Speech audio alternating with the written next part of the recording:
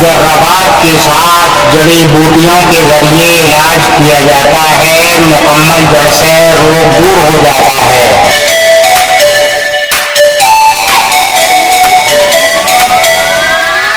زندگی کے لطف اٹھانے ہیں تو آپ ہم سے ملیے، لہٰذا آپ کا علاج مطمئن بخش یعنی بھروسے مند ہو جائے گا، پرانے تجربے کے ساتھ علاج ہو جائے گا آپ کا۔ نحمده ونصلي على رسوله الكريم، اما بعد، فاعوذ بالله من الشيطان الرجيم، بسم الله الرحمن الرحيم، والتين والزيتون وطور سينين وهذا البلد الأمين، لقد خلقنا الإنسان في أحسن تقويم۔ اللہ تعالیٰ چار چیزوں کی قسم کھا کر کہہ رہا ہے، والتین یعنی قسم انجیر کی، والزیتون یعنی قسم زیتون کی، وطور سینین وہ طور جو کہ موسیٰ علیہ السلام ہم کلام ہوا کرتے تھے، وطور سینین وہذا البلد الامین، اور قسم کھا رہا ہے امن والے شہر کی، کہ کیا کہ لقد خلقنا الانسان فی احسن تقویم، کہ ہم نے انسان کو بڑا خوبصورت بنایا ہے۔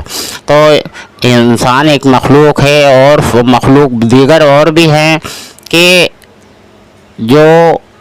کہ ایسی مخلوق ہیں جو کہ صرف برا ہی برا کرتے ہیں، یعنی شیاطین و شیاطین جو صرف نیکی کرنا تو جانتے ہی نہیں، اور ایسی مخلوق ہے جو بدی کرنا جانتی ہی نہیں، نیکی ہی جانتی ہے، وہ ہیں فرشتے۔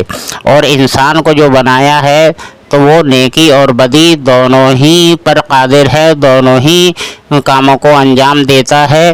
تو اب یہ ہے کہ انسانوں میں بھی ایسے ہیں جو صرف بدی جانتے ہیں، وہ ان کا رجحان نیکی کی طرف ہوتا ہی نہیں، اور ایسے بھی ہیں انسان کہ جو صرف نیکی کی طرف رجوع ہوتے ہیں، وہ بدی جانتے ہی نہیں، اور ایسے بھی ہیں کہ صرف شر اور خیر دونوں پر ہی ان کے عمل ہیں، اچھے عمل بھی کرتے ہیں، برے عمل بھی کرتے ہیں۔ اگر شر کا پلہ بھاری رہا تو خیر نہیں، اور خیر کا پلہ بھاری رہا تو خیر ہی خیر ہے یہاں ان کے لیے۔ تو لہذا یہ ہے کہ چاہیے کہ خیر کے پلے کو بھاری رکھیں، اور بہتر سے بہتر، زیادہ سے زیادہ بہتر اعمال کی توفیق کریں جو اللہ تعالیٰ کے پسندیدہ بن جائیں۔ تو لہذا یہ ہے کہ اللہ تعالیٰ اپنے قریب تر رکھے گا، اور نیکیوں پر ان کو بڑے بڑے اجر ملیں گے۔ وآخر دعوانا ان الحمدللہ رب العالمین برحمتک۔ مجربات کے ساتھ جڑی بوٹیوں کے ذریعے علاج کیا جاتا ہے، مکمل جڑ سے روگ دور ہو جاتا ہے۔